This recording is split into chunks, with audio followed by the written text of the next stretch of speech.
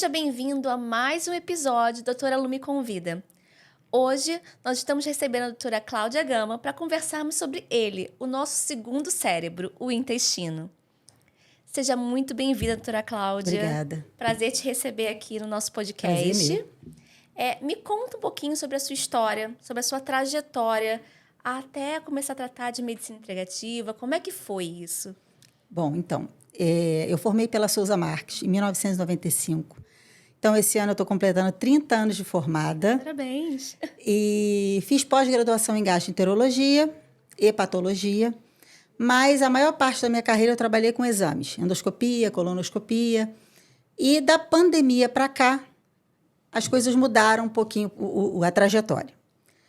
Eu sou funcionária pública, então eu trabalho na atenção primária, então por conta disso eu me vi, na época da pandemia, um pouco desesperada em conhecimento para poder tratar aquilo que a gente não conhecia, né?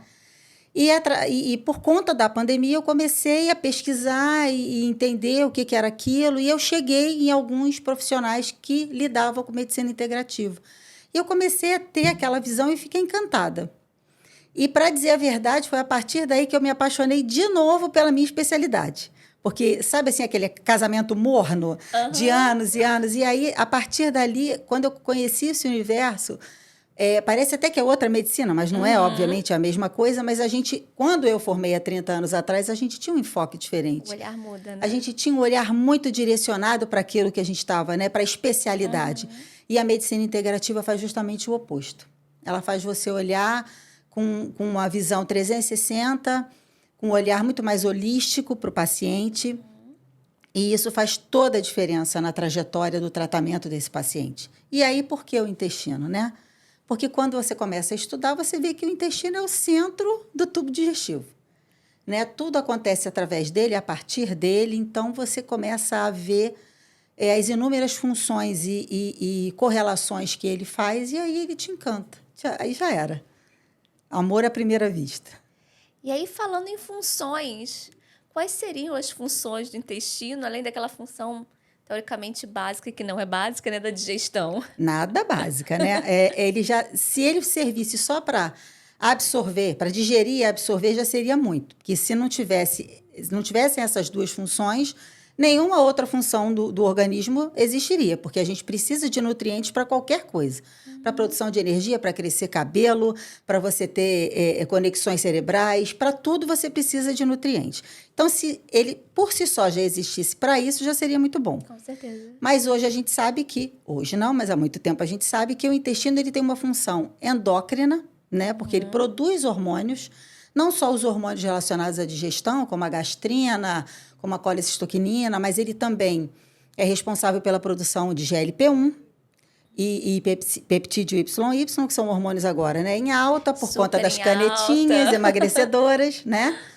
E, além disso, ele é responsável por mais de 90% da produção de serotonina, que é o hormônio do bem-estar, que é o que deixa a gente zen, que é o que deixa a gente de bem com a vida. Então, além dessa função endócrina, ele tem uma função assim importantíssima, que é a função imunológica. 70% do nosso sistema imunológico está no intestino. Então, a partir dele é que tudo acontece. Então, essa função imunológica é o que vai discernir o que pode e o que não pode entrar na gente. E, se por um acaso entrar, ele dá uma segurada para não deixar passear pelo corpo, digamos assim. Então, essa função é fundamental também para o nosso organismo.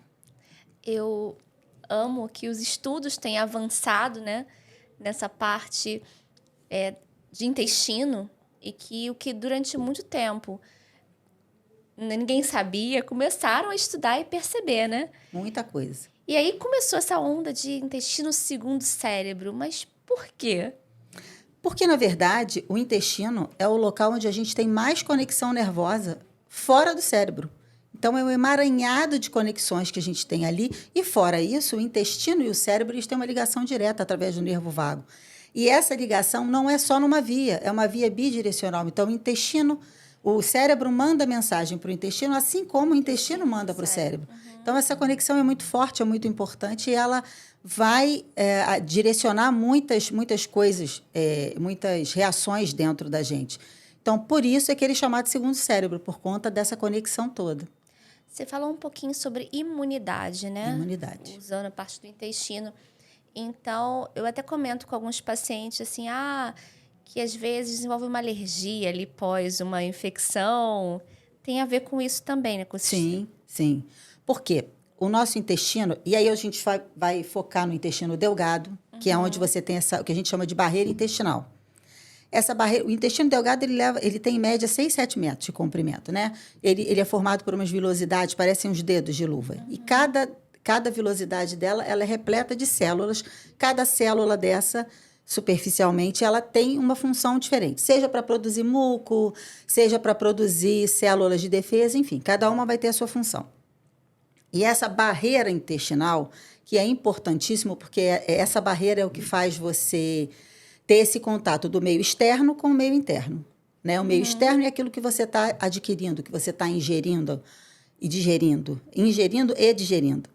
E o que você deixa passar para o seu interior é a função do intestino delgado, dessa barreira. Essa barreira era formada pelo muco, pela microbiota e pelo tecido linfóide, que é o tecido imunológico, né? Que é, sim, exatamente. Então, se você tem uma barreira íntegra, só vai passar aquilo que ele deixar. Porque essa barreira, ela é permeável. Ela tem que ser permeável. Se ela não for permeável, os nutrientes também não passam. A água também não passa, não passa nada. Né? Ela tem que ser permeável, mas ela tem que ser seletiva. Acima de tudo, ela tem que ser seletiva. Se ela não for seletiva, passa qualquer coisa.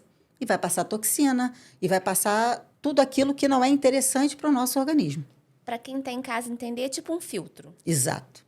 Não é que não vai ser uma barreira 100%. Exatamente. Mas vai filtrar o que é importante. Eu costumo falar assim, que o nosso organismo ele é como se fosse um prédio.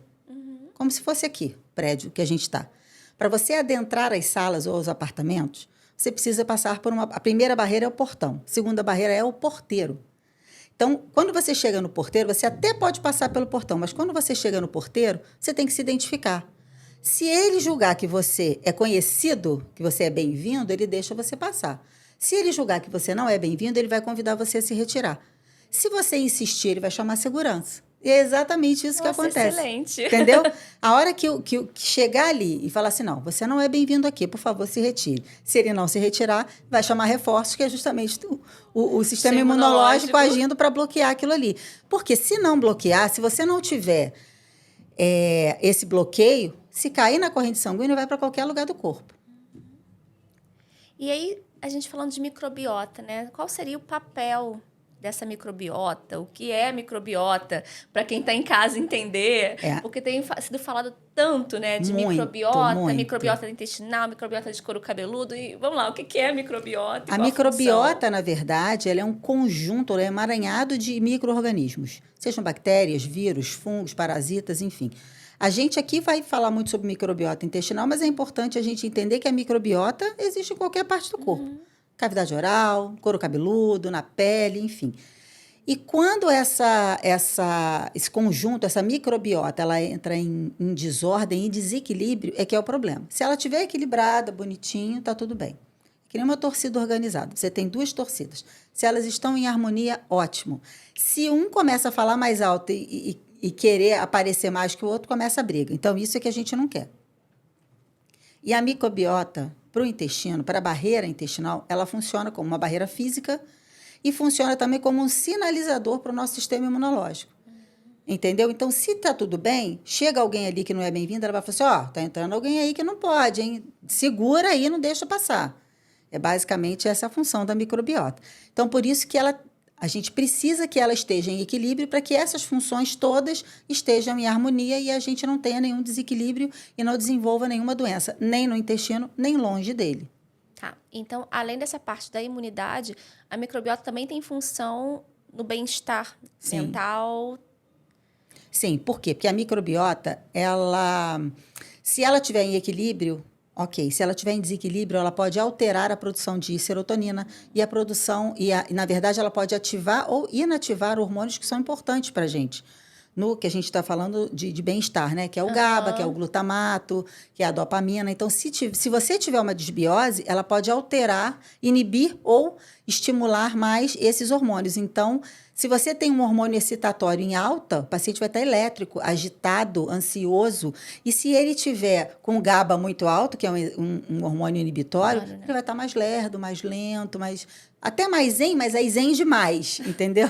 E isso pode prejudicar o desempenho dele. Tá. E o que seria a disbiose, né? No caso, a disbiose intestinal, e como é que ela pode impactar Então, no dia a dia? a desbiose intestinal. A desbiose, de uma maneira geral, é quando você tem o desequilíbrio dessa microbiota. Seja em quantidade, seja em qualidade. Né? Você tem uma distribuição percentual de micro-organismos. Se essa distribuição ela se altera, se uma dessas cepas ela aumenta muito ou ela até sai do local de origem, como acontece, às vezes sai do intestino grosso e migra para o delgado, isso também é desbiose. Mas se você tem esse desequilíbrio proporcional, ela vai causar alterações. E alterações pode causar, inclusive, alterações na absorção de nutrientes. O que vai ser muito importante, principalmente para longe do intestino, né? Problemas de pele, problemas de couro cabeludo, enfim. Uma série de problemas que, como diz um professor nosso, Alessio Fasano, o intestino não é Vegas. Então, tudo que acontece ali não fica ali. Vai para longe, muito longe, e é importante que você faça essa correlação, porque senão você deixa passar muito diagnóstico e não consegue tratar bem o paciente, porque primeiro você tem que passar lá pela origem do problema. Para você resolver ali, se você não resolve ali, muitas vezes você está chovendo no molhado. E aí não adianta. A gente tem até falado, né? De cicatriais, doenças autoimunes de couro cabeludo. Sim. E assim, não tem como falar disso, também não falar de intestino, né? Sim. A doença autoimune, doenças crônicas não transmissíveis, elas acontecem, elas começam no intestino desequilibrado. Tudo acontece a partir de um leaky gut. O que é o leaky gut? Traduzindo assim da forma mais literal, é aquele intestino que vaza. O que é isso? O intestino ele tem uma carreirinha de células, né, as células mais superficiais, que elas têm uma ligação ali. E a abertura entre elas é muito estreita, que é o que a gente chama de tight junctions. Uhum. Elas são muito estreitinhas. Então, para passar ali, só vai passar aquilo que é permitido. Quando você tem uma desbiose, quando você tem qualquer fator que leve ao leaky gut, que é o aumento dessa passagem, você deixa passar o que não é devido e aí você entra num processo de inflamação crônica de baixo grau. Porque você vai ter ativação contínua daquele sistema imunológico, cada dia inflama um pouquinho, cada dia inflama um pouquinho, e aquilo vai levando, aquilo serve de gatilho, na verdade, para desenvolver patologias que você já estava predisposto geneticamente. Entendeu? Doenças neurodegenerativas, alergias, doenças autoimunes, como tiroidite Hashimoto, como alopecia areata, no seu caso, como outras inúmeras doenças que podem acontecer, inclusive hipertensão, diabetes e câncer. São doenças crônicas não transmissíveis, mas que começam a partir de um leaky gut. E a gente tem visto um aumento nessas doenças mais frequentes. Eu sempre me pergunto, né? Até que ponto é mais diagnóstico só ou também o nosso estilo de vida tem impactado no aumento, né? Sim. O nosso estilo de vida, a gente tem uma vida muito corrida, muito agitada, muito estressada, com sono ruim. A maioria não faz exercício físico. A gente come o que dá e não o que deve. Então, isso tudo vai impactar. Obviamente, a dieta ela é fundamental para que você tenha um intestino equilibrado. Então, o que acontece? A gente vive de ultraprocessado, porque é mais rápido, porque é mais cômodo, né? Não julgando, mas é o que dá na maioria das vezes. A gente tem uma vida corrida, chega em casa tarde, então é aquilo mais rápido para fazer, enfim. Então, isso impacta diretamente na nossa saúde intestinal, na nossa barreira intestinal. Então, e vai, obviamente, impactar nas doenças crônicas que a gente vai desenvolver a partir dessa inflamação crônica de baixo grau que a gente desenvolve por conta do leaky gut. Então, assim, estresse, ausência de sono, quer dizer, um sono de má qualidade, exatamente, né? Sem exatamente. repouso. Exatamente. O sono, quando você tem um sono reparador, você tem uma produção adequada de melanina. De melanina. Desculpa. De melatonina. Melatonina. E a melatonina, ela é um hormônio importantíssimo, porque ela é antioxidante, ela é anti-inflamatório e ela é imunomodulatório. Então, se você não tem melatonina adequadamente, produzida adequadamente, você tem todas essas funções no oposto. Então, você vai ter oxidação, você vai ter inflamação, estimulando mais ainda a inflamação de baixo grau, né? Porque você tem cortisol alto, você tem tudo aquilo, piorando a questão da microbiota, porque o cortisol alto também altera a microbiota, levando à desbiose. Então, é um conjunto de fatores negativos para piorar ainda mais essa inflamação aí de baixo grau. Eu tive até uma paciente que foi um quadro muito severo. Ela teve uma internação, uma cirurgia, complicações, CTI, aquele combo todo, né? Cortisol altíssimo. Tava assim, tudo desajustado. Ela tava acompanhando, alguém tava tentando cuidar do intestino dela. E aí eu lembro que ela começou a desenvolver algumas alergias no período. E ela, assim, desesperada, coçava o couro cabeludo, a face. E aí lembro que ela quis fazer algum procedimento. Eu falei assim, calma. Não é o momento. Eu falei assim, teu intestino tá... Eu falei assim, você tá toda inflamada ainda, você passou por uma condição muito grave, tanto que ela perdeu muito cabelo. Ela teve o que a gente chama até de efluvanágeno, né? Como se fosse uma quimioterapia. Uhum. Ela ficou com quase nada de cabelo. E hoje recuperou tudo e tal. Mas eu falei pra ela tomar cuidado até com ela, porque eu queria fazer progressivo. Eu falei, pelo amor de Deus, não faz. Eu desesperada pra ela não fazer. Porque ela estava numa condição ainda muito suscetível a desenvolver alergias. Sim. Porque o organismo dela realmente... Sim, a ferritina dela bateu 1000 durante o processo todo. E, aí, não por excesso de ferro, e sim por processo inflamatório. Por processo inflamatório. Quando começou a cair, assim, 800, caindo lento. Então, assim, ainda muito inflamada, né? Então, foi o que eu falei, você está muito mais suscetível a desenvolver alergias, a ter outras complicações por conta do quadro. Tanto que dela eu tratei, mas eu fiz algo assim sempre com muito cuidado, porque eu sabia que a permeabilidade intestinal, o intestino dela não estava 100% ainda, absorção. Sim. E não sabia como é que aquilo podia evoluir, né? Porque, na verdade, a gente imagina o que acontece, mas, assim, na verdade, o intestino, o sistema imunológico, ele pode reagir e ficar... E esse leaky gut ser tão intenso que você desenvolve um processo inflamatório ali, onde o intestino, esse processo fica tão grave que é como se você estivesse atirando para tudo quanto é lado. E aí é que você desencadeia processo autoimune, e aí é que isso se torna uma coisa mais grave. Você muitas vezes não consegue controlar, você não consegue prever, na verdade, não controlar, mas você não consegue prever o que vai acontecer. Então, realmente, não é o momento de você fazer nenhum procedimento, porque você não sabe como é que ela vai reagir. Não, eu falei, tudo que eu fiz para ela foi feito, assim, com muito cuidado. Sim. Medicações que eu já sabia previamente...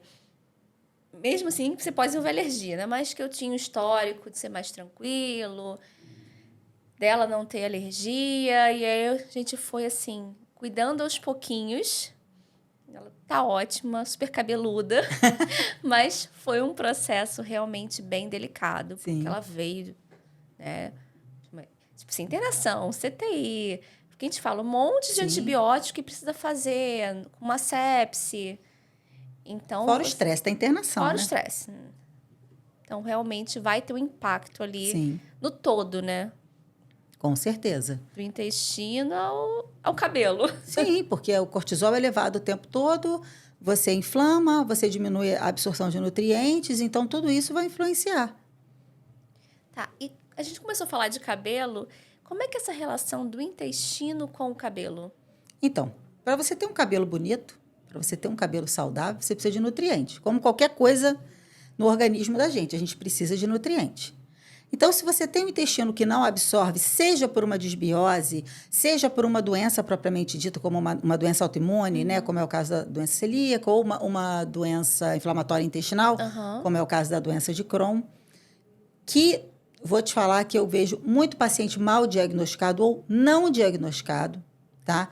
e aí você não absorve nutrientes, por qualquer que seja o motivo, como é que você vai formar um cabelo bonito? Como é que você vai fazer esse cabelo crescer? Ele vai ficar bonito, brilhoso, se você não tem nutrientes para isso. Você não constrói um prédio sem cimento e tijolo.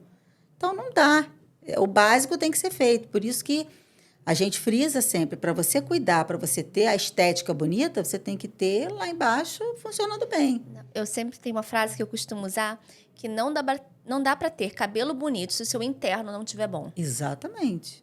Exatamente. Então, assim, mas o meu cabelo... Assim, não tem como. Se você não está minimamente saudável, né? Se você não está absorvendo bem nutrientes, Sim. não tem como. E na maioria das vezes, essas questões capilares e até de unhas, né? São coisas que aparecem muito depois. Quando eles aparecem, quando os pacientes se queixam da queda de cabelo, é porque eles estão com déficit nutricional há muito tempo. E não foi visto, ou às vezes foi... Eu tô com uma paciente aqui no consultório que é exatamente isso que aconteceu. Ela tem ferro baixo, ferritina baixo há anos. E a única coisa que ela faz é fazer ferro venoso todo mês. Aí eu virei e falei assim, gente, mas por que você tem isso, né? Vamos lá, já fez endoscopia, já fez colono, já fez tudo. Não tem sangramento, ela não tem perda. Então, se não tem perda, você não está absorvendo. Então, vamos lá, por que você não está absorvendo? Nunca investigaram doença celíaca para ela. E era o que ela tinha. E quando você vai fazer endoscopia, ela já está no grau 3, são 4. Ela já estava num grau avançado de lesão de mucosa, que a gente vê pela biópsia na endoscopia. Então, ela já estava num grau muito avançado. E assim, quando eu peguei o laudo, eu virei para ela e falei assim, mas você não tem nada. Ela falou assim, não tenho nada. Mas por quê? Ela normatizava os sintomas. Para ela ficar distendida ou ter alteração do trânsito intestinal, já era tão comum que aquilo para ela já não fazia mais diferença, não era uma coisa negativa. Tem enxaqueca, não é uma coisa negativa, entendeu? Já fazia tão parte da rotina dela, e aí ela não chamava atenção para isso quando ela ia ao médico. E também nunca ninguém se ligou que pudesse ser. Então, eu acho que muitas vezes você tem falta de diagnóstico. E aí, quando você vê, quando esteticamente aquilo te incomoda, aí você vai buscar e você fala, nossa, você já está assim há muito tempo, então vamos lá, vamos cuidar do básico para você poder chegar ao ponto de ter a estética bonita. Não, e o que você falou é bem importante, né? Essa questão do diagnóstico, que às vezes realmente passa. Tem paciente que cronicamente tem um ferro baixo, Sim. que tem um zinco baixo e acha que está tudo normal. A gente tem essa tendência a normalizar o que não é normal. Sim. Eu falo, a gente está numa cidade violenta e a gente acha que... mas é assim mesmo. É assim mesmo. Rio de Janeiro é assim mesmo. É. Então, a gente passou a normalizar e com a saúde, muitas vezes, a gente também normaliza. Sim. Muita coisa, muita coisa. Sintoma digestivo, primeiro que os sintomas digestivos, eles são muito parecidos na maioria das doenças. Você chegar para alguém e falar assim, eu tenho cólica intestinal. Gente, inúmeras patologias podem te dar cólica intestinal, podem te dar distensão abdominal, podem te dar gases. Então, assim, até para você fazer o diagnóstico, eu falo que para você fazer um diagnóstico bem feito de uma disbiose, de qualquer alteração intestinal, você precisa de tempo. Não é tempo de diagnóstico, é tempo para você conversar com o teu paciente, para você poder extrair dele aquilo que você precisa para chegar no diagnóstico. E também treinar o seu olhar, porque você tem que enxergar aquilo que você está vendo. Porque muitas vezes você não tem esse olhar. Então, você precisa de tempo. Então, consulta de 15 minutos não faz diagnóstico. Impossível. Então, você precisa de tempo. Tempo para questionar, até para você falar, tem certeza que você não sente nada? Você não distende depois que come? Você não tem enxaqueca depois disso ou daquilo? Seu intestino sempre funciona da mesma maneira? Porque o pessoal pensa assim, a saúde intestinal está relacionada ao hábito evacuatório. Se você consegue evacuar todo dia ou de 2 em 2 dias, ok, você está bem. E não é isso. É muito mais do que isso. Você pode ter uma frequência evacuatória ok, e ter o intestino todo lascado. Então, não é isso. Então, a gente precisa buscar e puxar do paciente cada vez mais informações para você tentar chegar no teu diagnóstico com muito mais precisão. Até porque tem coisas que são diagnóstico meramente clínico. Você não tem ainda um exame de precisão para você chegar nesse diagnóstico. Então, é esmiuçando mesmo a história do paciente. E o corpo muitas vezes compensa, né? Você falou doença celíaca, eu lembrei de uma associação que tem de areata na infância e doença celíaca. Então, eu sempre me preocupo, assim, quando eu pego criança com areata, e a gente tem aumentado a incidência de rastrear, pelo menos, assim, fazer um rastreio um pouquinho mais profundo, que o pai fala, Sim. por quê? Eu falo, então, tem algumas causas, tem uma genética Sim. envolvida, geralmente tem gatilho estresse, pode ser estresse emocional, até vacina pode ser gatilho para estresse de Sim. areata, Para mas tudo, né? Gatilho para tudo. Mas pode ter também aí uma doença celíaca, Sim. ter outras autoimunidades. Por isso que eu me preocupo muito. Que a gente está até conversando, tem um outro episódio que a gente gravou com um terapeuta que é super sério, essa questão de achar que é só estético. Sim. Tipo, uma areata é uma doença autoimune. E, infelizmente, quando a gente vê autoimunidades, eu digo que são doenças que elas não gostam muito de andar sozinhas. Exatamente. Elas gostam de companhia. É. Então, às vezes, Então, você pode vasculhar que provavelmente você vai achar outra coisa às aí vezes você junto. acha 2, 3. Exatamente. Não, tem paciente com 4 doenças autoimunes. Sim. Sendo 2 em couro cabeludo ao mesmo tempo. Sim. Tem lúpus, essas que tem lúpus, fibrosante frontal em couro cabeludo. Aí ela tem psoríase e tem artrite reumatoide. Pode contar que elas sempre têm uma amiguinha. Se você vasculhar bem, você vai achar. Então, é o que você está falando. Primeiro, porque elas têm o mesmo início, né? Iniciou no intestino com uma inflamação de baixo grau. Então, dali, o que acontece ali vai partir para todo lugar do corpo. Então, você pode realmente ter esse processo em qualquer parte. E você desenvolve uma, é muito mais fácil de você desenvolver 2, 3. Então, é sempre bom você vasculhar. Essa questão da doença celíaca é sempre interessante quando você tem um paciente com doença celíaca, você investigar nos parentes próximos. Né? No caso da criança, você investiga os pais até para poder investigar o outro irmão, se tiver irmão. Até para você... Porque existe uma coisa que é a genética e existe uma coisa que é a epigenética. Sim. A epigenética pode mudar a sua genética. Ou pode não deixar que ela venha à tona. Você pode ter até uma tendência genética a desenvolver alguma coisa, mas com seu estilo de vida você bloqueia esse desenvolvimento, ou pelo menos estaciona. Então, isso é muito importante de você até alertar o pai, a mãe, caso tenha uma criança, como você falou, com doença celíaca, com diagnóstico de doença celíaca, para que o outro, se tiver, já mude a percepção, já mude toda uma rotina, um estilo de vida, para que ele não desenvolva ou não sofra tanto, de repente, quanto o irmão ou a irmã. Eu ia te perguntar isso agora. Existe alguma forma de prevenir doenças autoimunes? Então, você prevenir doença autoimune e qualquer outra doença crônica não transmissível é você evitar o leaky gut, que é esse intestino Permeável, hiperpermeável. Né? Porque permeável ele já Ele Você tem que evitar... Na verdade, o que você precisa é mantê-lo seletivo. Permeável ele vai continuar sendo. Mas a gente tem que manter a seletividade. Ele tem que manter essa condição de identificar o que pode e o que não pode passar. Se ele for hiperpermeável, vai deixar passar demais. E aí a gente não quer. Senão invade o prédio e faz bagunça em todos os apartamentos. Então, é isso que a gente não quer. Então, se a gente consegue evitar o leaky gut, a gente consegue evitar as doenças crônicas, inclusive as doenças autoimunes. E, de maneira prática, assim, tentando simplificar ao máximo, quais seriam as maneiras da gente tentar evitar esse leaky gut? Existem algumas... Então, na vida prática, assim. A gente tem... algumas coisas. A gente tem o que está descrito no livro, digamos assim. Eu sempre falo isso. A gente busca o que está descrito no livro para fazer para o paciente. Mas não necessariamente a gente vai fazer aquilo tudo. A gente vai fazer o que a gente consegue. Com certeza. Lidando com a realidade daquele paciente. Aí no livro diz o quê? Você tem que melhorar seu estilo de vida, você tem que melhorar a sua alimentação, evitar açúcar, ultraprocessados, usar minimamente... tentar gerenciar o seu estresse, ter um sono reparador e fazer exercício físico. Ok, isso é para todo mundo? Talvez não seja. Vai no interior, no meio do mato, nada. Como? Vivendo no Rio de Janeiro, você não vai viver estressado? Não tem como. Então, assim, a gente tenta encaixar isso tudo na vida do paciente.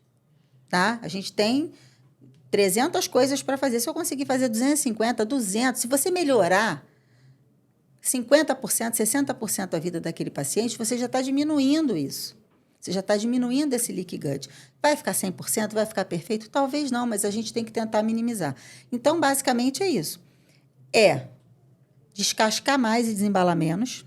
Ou seja, comida de verdade, comida, não ultraprocessado, não lasanha em pacotinho, não macarrão instantâneo, entendeu? Nada disso. É comida de verdade, comer arroz, feijão, legume, verdura, carne, enfim. Comida de verdade, associado a um sono reparador, e aí a gente tem aquela questão da higiene do sono, tentar desligar as telas mais cedo, tentar também fazer a sua última refeição mais cedo, para que você, de noite, no período noturno, não precise ficar com o seu intestino ali trabalhando para digerir e absorver aquilo. Também é importante. O sono reparador é importantíssimo para que no outro dia você esteja pronto para um dia e para que seja produtivo. O exercício físico, porque o exercício físico, ele estimula a tua microbiota a ficar equilibrada, a diversidade microbiana, então isso é importantíssimo. Fora que você fazendo exercício físico, você fica com aquela sensação de bem-estar por conta das endorfinas, que também é importante até para você melhorar o seu sono. O gerenciamento do estresse. Quem pode, não é para todo mundo, mas quem pode fazer uma terapia. E aí eu falo que a medicina integrativa, ela veio para... Não é modificar o pensamento, mas assim, abrir muito a cabeça da gente. Que a gente, médico, não consegue trabalhar sozinho. Não tem como. A gente precisa de ter um grupo multidisciplinar para trabalhar junto, porque para você fazer isso tudo que eu estou falando, você não precisa do médico. Você precisa do terapeuta. Você precisa, muitas vezes, do psicólogo. Do nutricionista. Muito do nutricionista, do profissional de educação física. Então, você não vai conseguir isso tudo sozinho. Porque eu vou falar para o paciente, mas se ele não tiver o profissional para acompanhar, se ele não tiver um nutricionista para dar uma orientação, um suporte a ele do que ele pode, como no caso da doença celíaca, que ele não pode ingerir glúten, o que a gente vai substituir? Como é que a gente vai fazer dentro da sua realidade? Como é que a gente vai adaptar essa dieta? Então, ele precisa muito, mas muito do nutricionista. Muito. Então, se você não tiver esses profissionais ao seu redor, você não vai conseguir trabalhar nunca. Então, para você ter isso tudo que você precisa para evitar o leaky gut, você vai precisar de uma equipe multidisciplinar e adaptar isso tudo à realidade do seu paciente. Senão você acaba enxugando gelo, né? Senão você enxuga gelo. Vou tentar... Não adianta. Não é simplesmente, vai suplementar um monte de coisas... Não adianta. E se não tiver uma intervenção real, né? Exatamente, porque não adianta você jogar a melhor semente que você tem em solo que não é fértil. Ela não vai florescer, ela não vai dar nada, vai crescer nada ali. Então, se você tem leaky gut, se você tem um intestino ruim, não adianta você gastar 3, 4, 5 mil reais de suplemento. Não vai fazer efeito, eles não vão ser nem absorvidos. Então, como diz uma professora minha, você vai ter um cocô caro. Apenas isso. Mas é bem isso mesmo. Exatamente. Eu até brinco quando você diz, 500 mil litros de vitamina C. Aí gente, xixi caro, não resolve. Não resolve. É só isso. Não resolve. Vamos no básico, que você vai ter muito mais a ganhar do que ficar gastando quilos e quilos e quilos de suplemento aí, que não vai resolver. Eu fiz um post, inclusive, sobre isso. Suplementação, ela é bem-vinda, mas ela tem que ser bem orientada. Não, eu sempre falo isso, né? Tem que ser, ela é muito bem-vinda, bem indicada para o paciente certo, mas tem que ser bem orientada, porque senão realmente, suplemento por suplemento, se o intestino não está absorvendo, não vai fazer diferença. E outra coisa, você tem que, acima de tudo, você tem que individualizar o tratamento, porque o que é bom para você pode não ser para mim. Exatamente. Entendeu? O que você precisa, em termos nutricionais, não é a mesma coisa que eu preciso. Então, eu falo sempre isso, não copie a receita do coleguinha, não vai dar certo. Vai, procura dentro da sua realidade, dentro da sua necessidade, aquilo que você precisa, para que você seja bem orientado, para que aí sim você faça a reposição adequada para a sua realidade. Você estava falando, né, do que tem que ajustar. Eu lembrei de um paciente que eu até indiquei para uma amiga minha para poder trabalhar comigo. Eu falei assim, é impossível trabalhar com ele sozinha. Eu falei, impossível. Ele ia dormir 7 horas da manhã, todos os dias. Ele não comia direito. Se não levasse um prato de comida para ele produzindo, trabalha com arte, ele não comia. Então, assim, ele não come, não dorme, estressadíssimo. Aí as dosagens, né? Uma testosterona baixa para um paciente jovem. Eu falei assim, eu não vou intervir no cabelo Sim, não adianta. se não tiver um suporte básico aqui. E assim, foi difícil. E eu lembro que quando eu conversei com ele, eu falei assim, olha, eu sei que não dá pra mudar tudo ao mesmo tempo. Foca em uma coisa. E Exatamente. ele, mas eu sou desorganizada. Eu falei assim, exatamente. A desorganização também, porque ele não dormia, ele não conseguia organizar. E aí vira aquele ciclo, né? Sim. E aí eu lembro que a gente começou... Ela assim, Lume, a gente vai ajustando aos poucos. Porque não tem como. Eu falei assim, escolhe uma coisa. O que para você é possível mudar primeiro? Tentar deitar um pouco mais cedo? Tentar fazer uma higiene do sono? Porque assim, teu cabelo não vai responder, vai continuar caindo, porque Com você certeza. tá com... Seu ciclo, né? Seu ciclo de hormônio, seu ciclo circadiano tá todo alterado. Quando tá para produzir o hormônio... Quando você quer dormir, é o horário dele produzir o hormônio que a gente desperta. Para produzir o cortisol, você tem que dormir. Exatamente. Ele está todo desregulado e não adianta. E isso é importante também, a gente mostrar para o paciente o que ele está fazendo de errado. Ele precisa ter essa consciência. Não adianta só eu prescrever e dar na mão dele a receita. Ele precisa ter consciência da mudança. Se ele não tiver a consciência da mudança, não adianta você ficar gastando o seu latim com ele, porque ele não vai resolver. Ele vai ficar voltando em você e as coisas não vão melhorar. Ele precisa ter essa consciência e mudar. Senão, não adianta. Não tem como. Não funciona, nada vai funcionar. É de que intestino realmente é um assunto muito que rende, rico, né? Rende muito.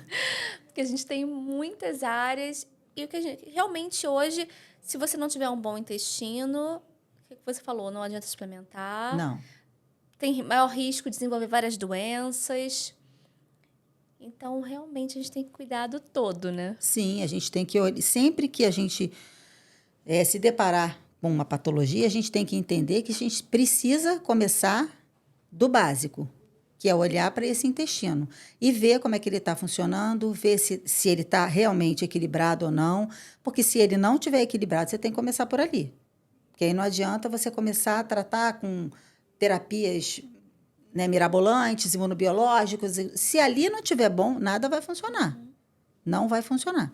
Então, a gente precisa ter esse olhar, mesmo que você não seja gastroenterologista, você precisa ter esse olhar e entender como é que funciona e que começa ali para você tentar fazer o básico, ou se você não conseguir, manda para um especialista para ele regular e depois te devolver para você continuar, mas precisa, ou concomitante, né, que eu acho que é o ideal, mas você precisa fazer o básico, senão... Deixa eu te perguntar, na sua prática, quais são as queixas assim, mais comuns? Por que as pessoas vão te procurar? Então, é o que eu falei. Queixa gastrointestinal, elas são muito parecidas, na maioria das patologias. Então, os pacientes veem muito... Queixa digestiva é distensão abdominal, refluxo aos montes, essa alternância de constipação e diarreia. Só que isso são sintomas muito comuns para a maioria das patologias. E aí é o que eu falo, a gente precisa ter o olhar e entender por que aquilo está acontecendo, em que momento que acontece, está relacionado com a alimentação ou não, está relacionado com o estresse, porque, por exemplo, o refluxo, ele pode ser por hiperacidez, ele pode ser por uma válvula incompetente, ele pode ser por um estresse contínuo, ele pode ser por uma intolerância alimentar. Então, isso tudo você vai ter que saber distinguir. Se você não conseguir distinguir isso aí, você vai tratar com prazol. E aí você está tapando o sol com a peneira. Você não está tratando, você está remediando. Então, para o paciente melhorar, você precisa entender aonde está a causa do problema. E foi o que eu falei, aí eu falo de novo. Você precisa de tempo para você esmiuçar essa história clínica do paciente, porque a maioria das vezes você chega no diagnóstico na história clínica do paciente. E aí... É o que eu falo, a gente vai fazer o que é possível, nem sempre o que está no livro, mas o que é possível para melhorar a qualidade de vida do paciente.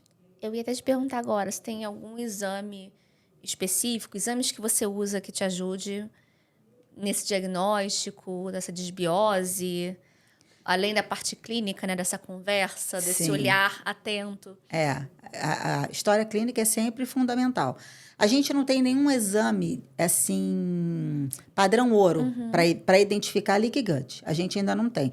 Mas tem alguns que te dão pistas de que isso está acontecendo. Então, assim, a gente hoje tem um exame de urina, que é o Indican, que você consegue Se ele der alto, é uma probabilidade muito grande de ter desbiose. Você tem no exame de fezes, que é um exame que está começando aqui no Rio a ter um pouquinho mais de visibilidade, digamos assim, que é o coprológico funcional, que você não achava muito para fazer, mas agora você já consegue em alguns laboratórios, alguns meio capengas, mas você consegue fazer. E nesse coprológico, você consegue ver como é que está a digestão do teu paciente. Se ele está digerindo bem proteína, se ele digere bem carboidrato, se ele tem deficiência de alguma coisa ali. E se você dosar zonulina, se você dosar alfa-1-antitripsina e dosar calprotectina e elas estiverem alteradas, é um indício forte de que você tem leaky gut. E aí você pode intervir, você pode se voltar para isso e intervir numa possível desbiose e tentar melhorar essa questão do leaky gut e da inflamação crônica. Tá, a gente já conversou um pouco sobre essas mudanças de rotina também, né? Em relação ao leaky gut, a melhora de qualidade, falou de exames, né? Tem mais alguma coisa que você acha importante de deixar para o médico que trabalha no dia a dia com o intestino, alguma mensagem para eles? Sim. Como a gente falou aqui esse tempo todo, né? O intestino ele é muito vasto, né? O intestino, principalmente o intestino delgado, ele tem assim reações milhares. É um mundo assim muito grande para a gente explorar. Mas a gente precisa ter esse olhar, porque o intestino delgado, principalmente, você vai muito pela clínica do paciente. Você ainda não tem, como a gente já falou, não tem um exame muito específico. Às vezes você tem dificuldade até de diagnosticar uma doença de Crohn. Se você não fizer uma enterorressonância, porque às vezes é difícil esse diagnóstico, então você precisa ter um olhar muito cuidadoso para esse paciente. E a clínica é muito importante. E aí você precisa, como a gente já falou, conscientizar o teu paciente na mudança do estilo de vida, que é o fundamental. A gente sabe que tudo a gente não vai conseguir, porque a gente vive numa cidade grande, uma cidade cheia de problemas, né, estruturais, enfim, problemas mil que a gente precisa adaptar. Mas foi aquilo que você falou, pequenas mudanças, uma atrás da outra. Tenta dormir um pouquinho mais cedo, tenta se alimentar um pouquinho mais cedo, tenta fazer um exercício. Eu não posso pagar uma academia. Ok, vamos fazer uma caminhada. Depois você vai evoluindo, tenta dar aquela corridinha. Sobe a escada do prédio. Exatamente, sobe a escada do prédio. Faz exercício em casa. Hoje em dia, o que mais você tem é plataforma de exercício na internet. Porque você pode não ter um monte de coisa, mas internet todo mundo tem. Sim, com certeza. Então, celular com internet todo mundo tem. Então, através da internet, você consegue buscar um monte de coisa. Você consegue buscar até essas terapias holísticas com yoga e meditação, ensinando como você faz em casa para melhorar essa questão do estresse do dia a dia. Então, você consegue muita informação na internet. Então, esse tipo de orientação, de olhar para o paciente. E a gente precisa entender que o paciente ele não é só um corpo. Ele é corpo, mente e espírito. Então, se você não tiver essa tríade equilibrada, meu amor, você pode gastar 3 mil de suplemento que você não vai melhorar a criatura. Não adianta. É verdade. Então, você precisa entender que o teu paciente, ele é essa tríade. E muitas vezes, aí é que eu falo, o médico sozinho, ele não vai conseguir muitas vezes melhorar o paciente. Às vezes, não é um remédio, um antibiótico, um antidepressivo. Às vezes, o que vai melhorar a vida daquele teu paciente é uma terapia complementar.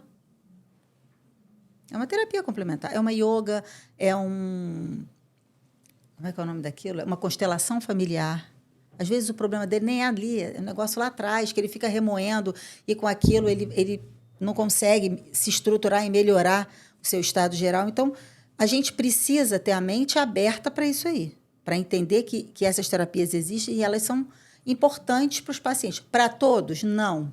Para cada um, você vai identificar o que vai ser melhor para ele. Então, o médico precisa ter esse olhar aberto e receptivo, diria assim, para essas terapias novas que aparecem todo dia por aí. Uhum. E a gente está indo para o nosso final do nosso podcast. E aí eu queria que você desse uma mensagem para aquele médico que está saindo da faculdade e que quer estudar essa área, quer ir para uma área de medicina mais preventiva, integrativa. qual seria o conselho, o caminho a seguir? Então, eu penso assim, prevenir é sempre muito melhor do que remediar. E é muito mais barato, né? Também a gente tem que pensar nisso. E a gente, quando entra na faculdade, pelo menos quando eu entrei na faculdade, a gente tinha aquela ideia de que a gente precisava sair com uma especialidade. E aí você vai tratar... Você é oftalmologista, você vai saber tudo de olho. Tudo de olho. Mas o resto você não precisa, não. Porque qualquer coisa que tenha, além daquilo ali, você chama o especialista, o outro especialista. Então, a gente era muito orientado a se especializar cada vez mais. Então, a gente ficou muito focado naquilo ali. A gente tem que voltar a trabalhar como médico, como na época dos nossos avós, que a gente tinha aquele pediatra que te acompanhava a vida toda, que te conhecia. Ele olhava para você e falava, teu cabelo não tá bom, não. O que tu tá fazendo? Não, tem alguma coisa errada. Ou então ele olhava para você e falava assim, tua pele não tá legal. O que tá acontecendo? No teu andar, ele já identificava que tinha alguma coisa errada. Sua coluna tá torta, vamos ver. Então, é aquele médico que ele te olha 360. É isso que a gente precisa voltar a ter. A gente está tendo, eu acho que um movimento para isso. Eu acho super bacana, porque a gente precisa, na verdade, dentro da sua especialidade, obviamente, mas ter esse olhar amplificado. É isso que a gente precisa. Então, para quem está formando agora, busca ter esse olhar amplificado. Estuda fisiologia, bioquímica. A gente não dá valor na faculdade. Estuda bioquímica, que aí você vai entender o funcionamento do corpo e você vai conseguir... Lógico que você não vai conseguir pegar a minúcia da especialidade, mas você vai conseguir entender que tem problema ali. Você vai conseguir orientar o teu paciente a procurar um especialista. E aí essa rede de profissionais que você forma é que vem a ser importante para você trocar experiências com outros profissionais, como a gente está trocando agora, né? E não só entre médicos, mas entre outros profissionais dentro da área da saúde. Então, eu acho que o profissional que está formando agora, o médico que está formando agora, ele precisa disso. E está aberto a novas descobertas, porque a área da saúde ela explode todo ano com um monte de novidades. Você tem que estar aberto e receptivo a isso e entender, mesmo que você não use tudo, você tem que entender que tem um lugar para aquilo ali. Em algum paciente vai ter um lugar. E você tem que estudar e cada vez mais se aprofundar naquilo. Sim, a gente vê que a medicina, eu sempre falo, a medicina não é uma ciência exata. Não. Não é. Então, não é mesmo. O que hoje é certeza... Amanhã não é mais. Amanhã não é mais. Eu até brinquei no podcast com a nutricionista. Assim, antes o ovo era vilão. Hoje ele virou mocinho. Exatamente. Até quando? Até quando, né? Como dizer, eu cheguei a fazer curso do Murilo Pereira. Fiz também. Amo. Maravilhoso, né? E ele até fala a carta do ovo pro glúten, né? É exatamente isso que você está falando. As pesquisas vão evoluindo, né? E aí você vai descobrindo coisas que... É aquela história. Para quem é intolerante, você pode até usar, mas ele é o que eu falo. O intolerante, a substância, ela te maltrata, mas não mata. No caso do celíaco, você não pode de jeito nenhum. O alérgico, então, nem pensar, porque as reações são muito maiores. Então, essa questão de trigo para ninguém, leite para ninguém, açúcar para ninguém, também não é bem assim. Porque a gente entende que a nutrição, que a dieta, ela tem que ser balanceada e ela não pode ser restritiva. Quanto mais restritiva ela for, pior para a sua microbiota. Esse é um problema até que a gente tem visto muito nos autistas, né? Que aquele seletividade alimentar, aquele cardápio muito rígido, que só come a mesma coisa. Exatamente. E que acaba piorando o problema deles, né? Piora, porque aí você altera mais ainda a sua microbiota. E aí você vai alterar mais ainda aquela questão do ativar e inativar os hormônios e até... A parte neurológica. Né? Exatamente. Influencia direto. Então, quanto mais seletiva for a sua dieta, restritiva for a sua dieta, pior é. Então, você não deve restringir. Obviamente, se você já tem um paciente com uma doença autoimune, você vai orientar ele a determinadas coisas, melhor não, evita ao máximo, tal. Mas se é um paciente que não tem, ok, uma vez você come. Você não vai comer no dia a dia, tá? Para você tentar ter uma alimentação mais saudável, ok. Mas evitar coisas muito restritivas, porque não dá certo. E além de não dar certo, a pessoa muitas vezes não consegue fazer por muito tempo, porque não aguenta. E aí você não tem adesão, então não adianta.